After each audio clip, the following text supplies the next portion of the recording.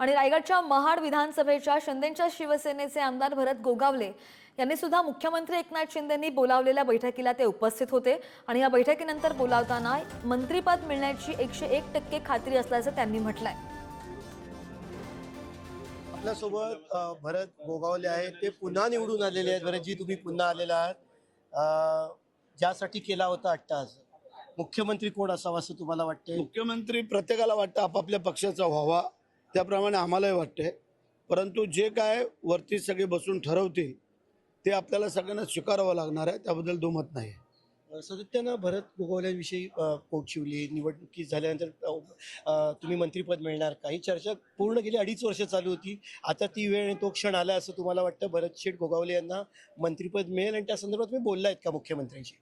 नाही, जोपर्यंत निवडूनच आलं नव्हतं तर बोलायचा विषय काय येतो? आता निवडून आलेलं आता बोलाल। आणि मला कल्पना माहिती आहे की मागचा आपला साथीदार राहिलेला आहे, त्यामुळे ती भर साहेब आता भरून काढतील असं मला वाटतंय। किती टक्के गॅरंटी वाटते तुम्हाला मंत्रिपद मिळेल? 101%। संजय राऊत म्हणतात ईव्हीएम मध्ये कुछ तो गडबड आहे, तुम्हाला काय पटतं? संजय राऊत जे काही नाही बोलेल ते कसं चालेल? कारण तो जे बोलेल ते उलट असतं। कारण आतापर्यंत त्यांनी जे बोललं ते आमच्या फायद्यात झालं, त्यांनी बोलत राहावं, आमचा फायदा होत राहील। उद्धव ठाकरे सुद्धा याच्या पूर्वीची निवडणूक तुम्ही सगळे एकत्र होतात, उद्धव ठाकरेंना सुद्धा वाटतं की ईव्हीएम मध्ये गडबड होती। आदित्य म्हणतात मतदान ईव्हीएमनी केलं की लोकांनी केलंय माहिती नाहीये, काय म्हणजे ठाकरे फॅमिलीला ते सुचतंय? ज्यांचा आता पराभव झालाय त्यांना तसं वाटणार, आमचा विजय झाला आम्ही कसं काय बोलणार? त्यामुळे आम्हाला वाटतं की जे झालं ते सुरळीत झालं, काय काळजी करायचं कारण नाही।